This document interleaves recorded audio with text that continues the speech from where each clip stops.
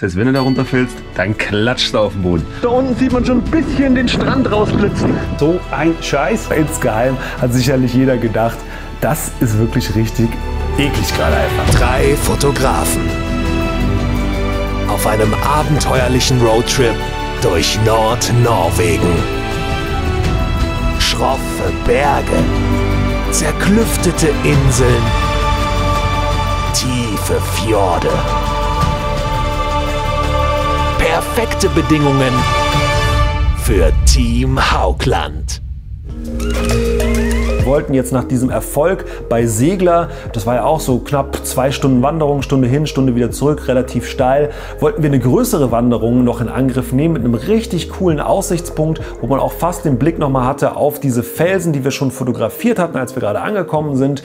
Die Wanderung ein bisschen länger, so knapp 2 Stunden hin, 2 Stunden zurück. Das Wetter sah aber tatsächlich sehr, sehr gut aus. Es hat nicht wirklich geregnet, ab und zu vielleicht mal Nieseltropfen, aber der Himmel war bedeckt, aber okay, ja, es war okay. Wir waren positiver Dinge. Das wird eine tolle Sache. Die Wanderung an sich hat Lukas vorhin so beschrieben, nicht so schwer, ungefähr wie gestern. Also wisst ihr, was auf uns zukommt. Ich bin sehr gespannt.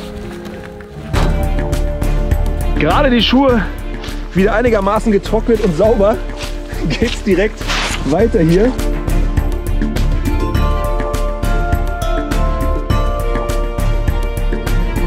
Zwischendurch war es auch schön, wir sind durch so einen Birkenwald.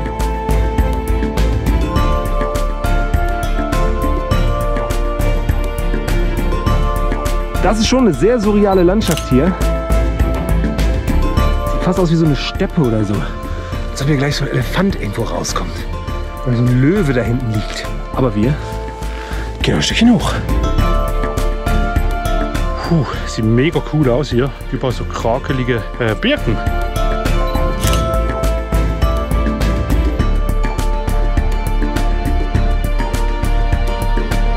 So, Schritt für Schritt geht es aufwärts. Die Aussicht wird immer besser.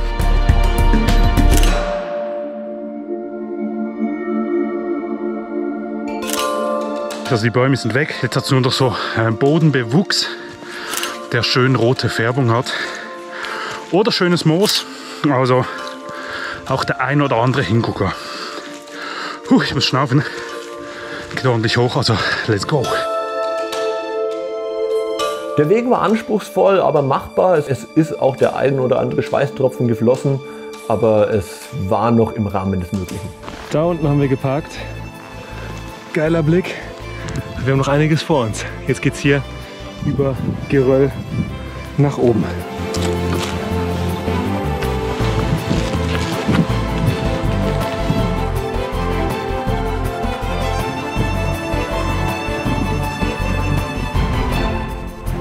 Wir sind jetzt auf dem Plateau oben angekommen.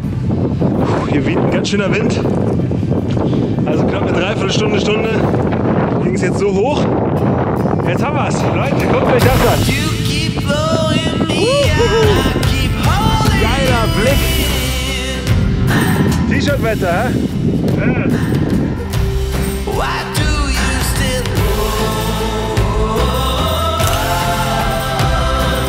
Auf dem Weg nach oben waren wir natürlich alle schon mega pumped, weil wir eine tolle Aussicht auf der Mittelstufe dann schon mal nach links und nach rechts. Es hat Bock auf mehr gebracht.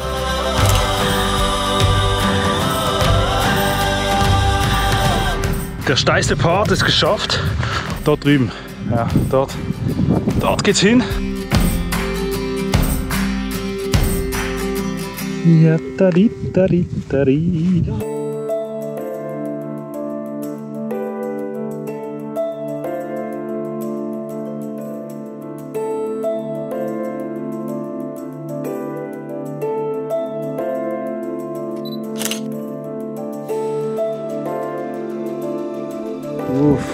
Aber wir sind immer noch nicht da. Da müssen wir hoch und dann noch ein bisschen weiter.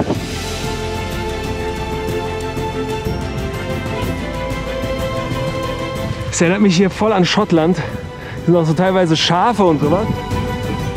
Aber es ist ein guter Marsch hier, ein guter Marsch. Und ich habe voll verloren jetzt, wo ich gerade bin. Bin ich oben, bin ich unten, weil es die ganze Zeit so plateaumäßig ist. Und dann guckt man so nach hinten und sieht auf einmal, oh, das geht ja voll runter die ganze Zeit.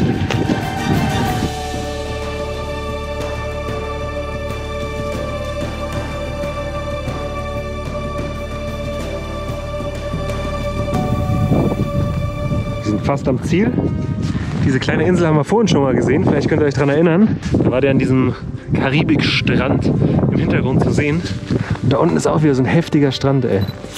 Das sieht so voll aus wie, keine Ahnung, so Costa Rica oder irgendwie sowas. Ja, als wir kurz vor dem Gipfel waren, gab es noch eine kleine Zwischenration. Wir hatten alle unseren Keks im Mund und haben philosophiert, wie jetzt der heranziehende Nebel wohl die Situation noch verdramatisieren wird. Man sieht es gar nicht mehr, da ist noch ein Fels hinten dran.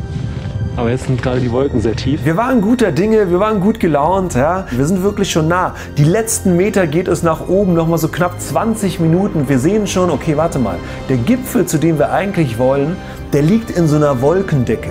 Aber vielleicht zieht die Wolkendecke ja weg. Lass uns einfach mal reingehen. Vielleicht ist ja der Gipfel sogar über der Wolkendecke. Da waren wir naiv. Wenn sich der Nebel verzieht, könnte es richtig geil werden. So, jetzt nochmal pushen und dann sind wir da. Woo! Jungs! Yeah! Woo, woo, woo, woo, woo. We made it! Ja, noch nicht. Das dauert noch kurz. Aber gleich.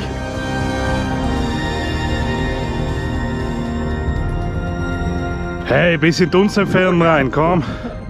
Oder? Für etwas gibt es einen Regler. Dann kriegen wir das hin.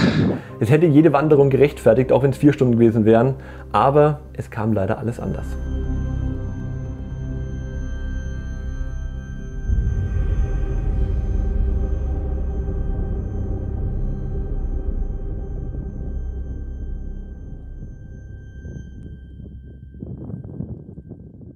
Hat direkt angefangen zu stürmen, zu regnen und die Sicht war leider komplett auf Null. Die Klippe war nicht sichtbar, es war einfach nur weiß. Nada. Nix. Grau, Wolken, es ist feucht und eklig und kalt und windig. So war es dort oben nach einer 2 Stunden Wanderung.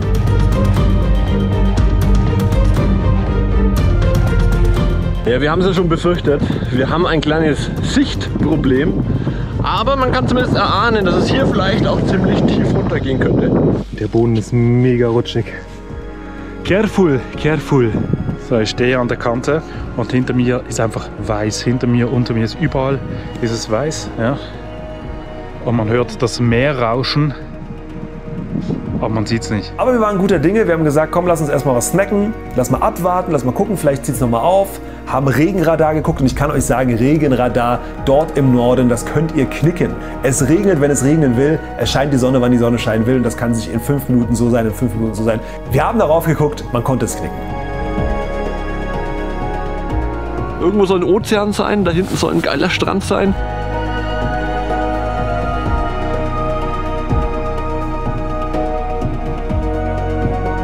Wie gesagt, wir geben uns so ein Zeitlimit von einer halben Stunde. Das ist eigentlich auch ein ganz guter Tipp, dass man sich ein Zeitlimit einfach setzt, wenn es dann einfach keinen Sinn mehr macht irgendwann. Und ja, jetzt hoffen wir, dass es in einer halben Stunde klappt.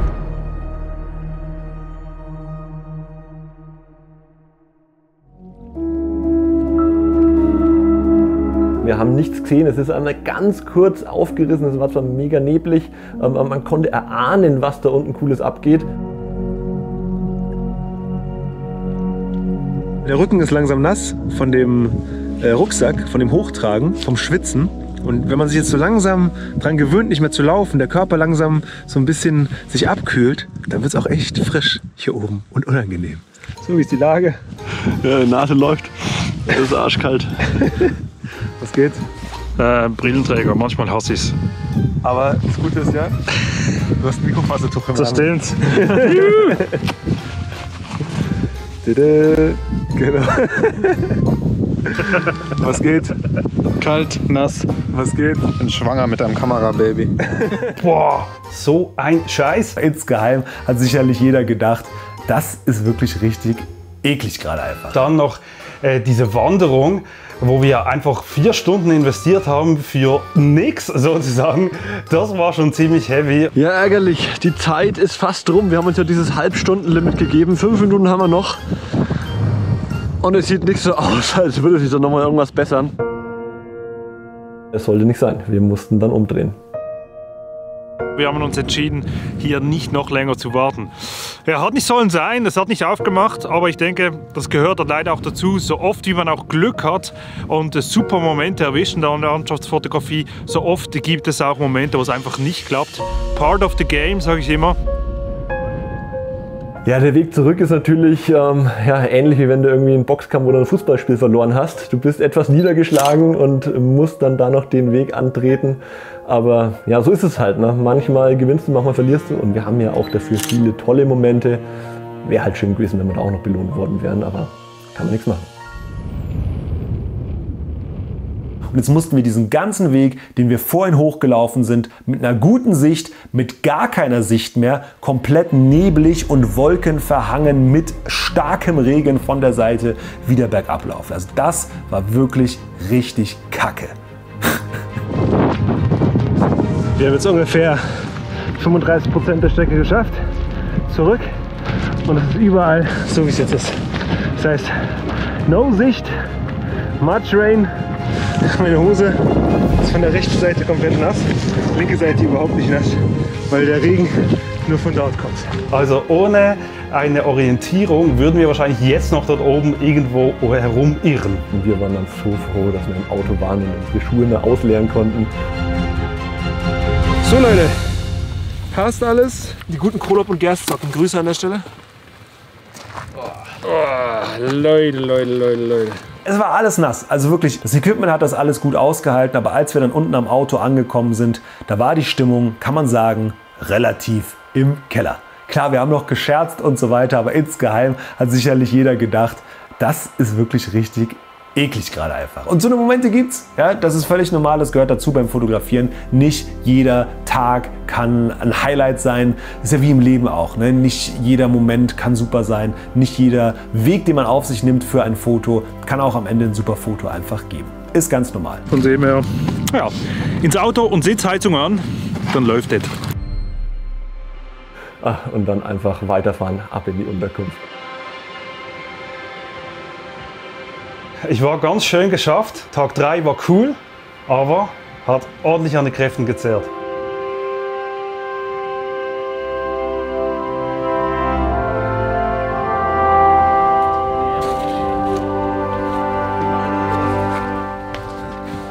Wir waren einfach tot, wollten raus aus den nassen Klamotten und haben dann einfach auch gepennt. Gehst du hier rein? Schlägst du oben? Ja.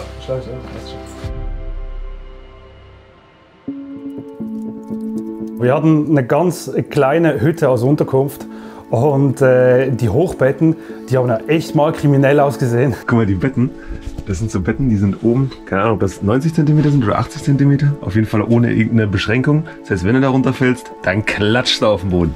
Also ein falscher Move und man liegt unten. Ich habe beim Einschlafen wirklich darauf geachtet, dass ich sehr nah an der Wand liege und mich möglichst hoffentlich nicht umdrehen muss in der Nacht.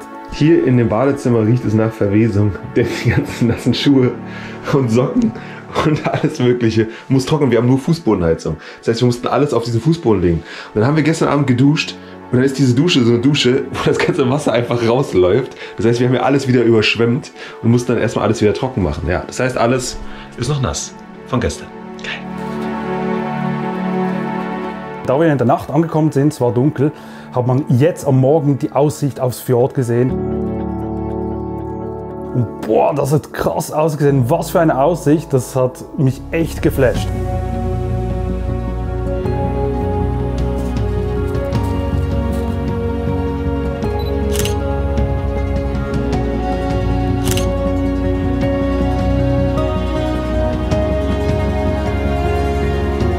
Gehen wir als nächstes zu einem weißen Strand, soll ähnlich aussehen wie der Hauglandstrand, ist aber nicht auf den Lofoten.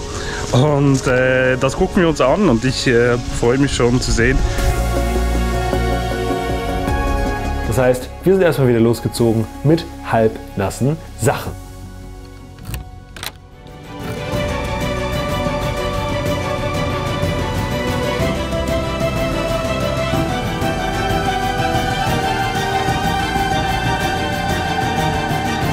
Aber noch bevor es ans Fotografieren ging, erstmal ein Schock.